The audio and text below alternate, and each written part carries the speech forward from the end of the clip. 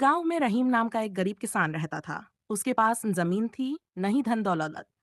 वह दिन रात मेहनत करता, लेकिन मुश्किल से अपने बच्चों का पेट भर पाता।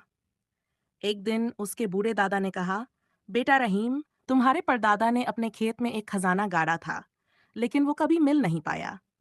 वो खजाना आज भी जमीन के नीचे कहीं छिपा है।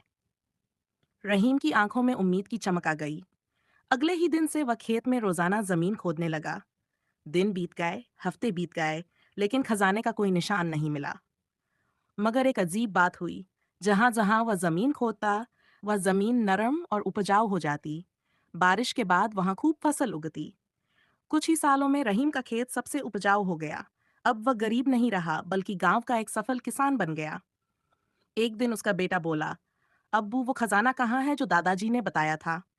रहीम मुस्कुराया और बोला, बेटा, वो खजाना यही जमीन है जिसे हमने मेहनत से उपजाऊ बनाया। असली खजाना हमारी मेहनत में छिपा होता है। कहानी से सीख: जो लोग ईमानदारी से मेहनत करते हैं, उन्हें जीवन में एक न एक दिन उसका इनाम जरूर मिलता है।